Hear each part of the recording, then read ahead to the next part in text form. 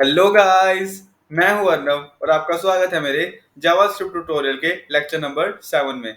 तो आज के अपने इस लेक्चर में मैं आपको बताने वाला हूं कंडीशनल स्टेटमेंट्स और ऑपरेटर्स के बारे में। तो इस लेक्चर को मैं दो पार्ट्स में डिवाइड कर रहा हूं, पार्ट 1 और पार्ट 2, और ये है इसका पार्ट 1। तो चलिए आज के लेक्चर को स्टार्ट करते हैं। Yes yes.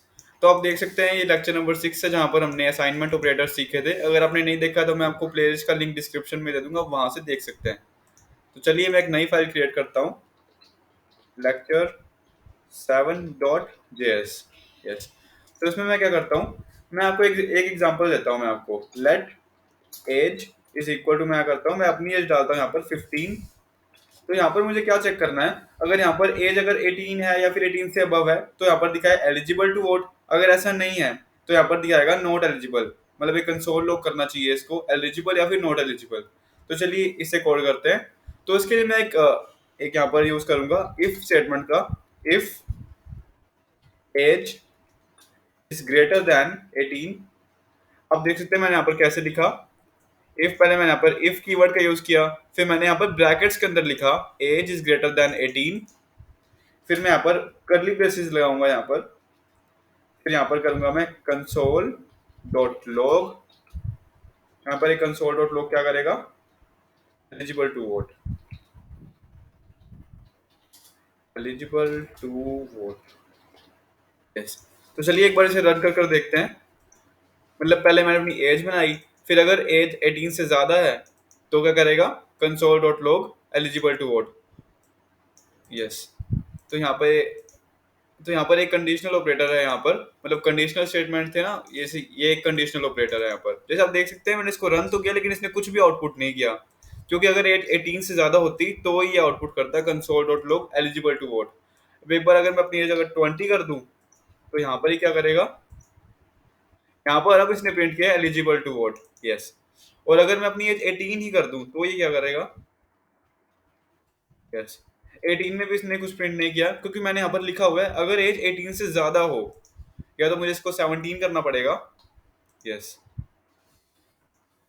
तो आप देख सकते हैं यहाँ पर अब इसने मुझे एलिजिबल टू वोट दिखा दिया है। अगर एज 17 से ज्यादा है तो ये क्या करेगा, console dot log eligible to vote. अगर मान लो अगर 17 से कम हो तो उसके लिए मैं क्या करूंगा यहाँ पर, अगर मान लीजिए मैं यहाँ पर कुछ इस तरह से लिखूं, कंसोल डॉट लॉग, यहाँ पर मैं करता हूँ नॉट नॉट एलिजिबल। उसमें ये क्या करेगा, अगर मेरी एज, जैसे मान लीजिए मैं एक बार अपनी एज बढ़ता हूँ 15, यहाँ पर आया है नॉट एलिजिबल। यहाँ तक तो ठीक था, मतलब अभी नॉट एलिजिबल ही करना चाहिए प्रिंट। अगर मैं यहाँ पर अपनी एज कर दूं मैं यहाँ पर 20, तो ये क्या करेगा, यस, अब इसने प्रिंट किया पहले कि एलिजिबल टू वोट फिर नॉट एलिजिबल, क्योंकि ये वाला जो कोड है वो रन होगा ही होगा, क्योंकि हमने इफ स्टेटमेंट के अंदर सिर्फ ये वाला कोड डाला हुआ है। तो उसके लिए मैं यहाँ पर क्या करूंगा, मैं एक बार से कॉपी करता हूँ। यस, मैंने एक बार से कट कर लिया है। मुझे इफ स्टेटमेंट के जस्ट आफ्टर मुझे यहाँ पर लिखना है एल्स। जैसे आपको इंग्लिश में पता ही है इसका मतलब, इफ अगर ऐसा हुआ तो कंसोल लॉग करेगा, और अगर ऐसा ना हुआ एल्स तो ये क्या करेगा, console dot log not eligible. तो चलिए अब इसे रन करते हैं। एक बार मैं इसे डिलीट कर एक नया टर्मिनल खोलता हूँ। यहाँ पर मैं रन का बटन प्रेस करूंगा तो ये रन हो जाएगा। Yes yes. तो यहाँ पर ये दिखाएगा एलिजिबल टू वोट। यस। और अगर मैं अपनी एज फिर से मान लो 15 कर दूं तो ये दिखाएगा नॉट एलिजिबल। यस, ठीक है। यस। तो मैं आशा करता हूँ आपको यहाँ तक समझ आ गया होगा। Yes yes. तो अगर एज 15 है तो यहाँ पर क्या करेगा, नॉट एलिजिबल। और अगर एज 17 से ज्यादा है, यानी कि अगर 18 है तो क्या करेगा, 18 या उससे ज्यादा है तो यहाँ पर दिखाएगा एलिजिबल टू वोट। तो चलिए मान लेते हैं मेरे को सिर्फ चाहिए सिर्फ 18 ईयर्स वाले। यस। अगर मैं कर दूं एज इज इक्वल टू 15 है, मुझे यहाँ पर चेक करना है अगर एज सिर्फ 18 की है तो वो वोट कर सकता है। अगर मैं कंडीशन ये लगा दूं, मतलब ना 18 से ज्यादा ना 18 से कम, तो यहाँ पर मैं क्या करूंगा, अगर मैं यहाँ पर लिखूंगा if age is equal to 18, तो यहाँ पर ये वर्क नहीं करेगा। यहाँ पर ये क्यों, मैं आपको ये बताता हूँ। यहाँ पर इसने एलिजिबल टू वोट दिखाया है, क्योंकि आप देख सकते हैं एज मेरी 15 है तब भी। क्यों ऐसा क्यों हुआ मैं आपको बताता हूँ। यहाँ पर मुझे क्या करना है, इज इक्वल टू, क्योंकि इज इक्वल टू हमने सीखा हुआ है, ये एक असाइनमेंट ऑपरेटर है यहाँ पर इज इक्वल टू। तो यहाँ पर हम यूज करेंगे इज इक्वल टू का, मतलब यहाँ पर हम दो इक्वल टू के साइन लगाएंगे। इफ एज इक्वल्स इक्वल्स 18, तो वो दिखाएगा एलिजिबल टू वोट। यस, तो अभी नॉट एलिजिबल है। अगर मैं 15 से मान लीजिए मैं 20 भी करता हूँ तो भी नॉट एलिजिबल दिखाएगा मेरे को। यस, अभी भी नॉट एलिजिबल। अब अगर मैं इसे 18 कर दूं सिर्फ तो ही मुझे एलिजिबल दिखाएगा। यस, अब दिखा रहा है एलिजिबल टू वोट।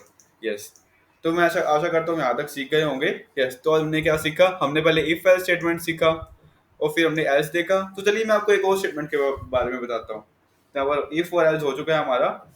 यहाँ पर इफ और एल्स के बीच में मान लीजिए अगर मैं करूँ if age is equal to 18 तो एलिजिबल टू वोट, एल्स मतलब एल्स तो नॉट एलिजिबल। मेरे को ऐसे करना है, यहाँ पर अगर एज 17 हो तो यहाँ पर आए कि आपको एक टेस्ट देना पड़ेगा मान लीजिए। तो यहाँ पर मैं क्या लिखूंगा, एल्स इफ, मैं यहाँ पर एल्स इफ लिख रहा हूँ यहाँ पर, मतलब इसके अलावा और कुछ, मतलब इसके अलावा और कोई स्टेटमेंट लिखूंगा। एज इक्वल्स 17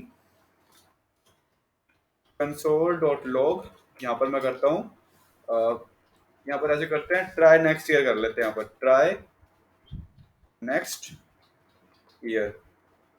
यस, तो चलिए एक बार इसे रन कर कर देखते हैं। यस, तो 18 है तो एलिजिबल टू वोट दिखा रहा है।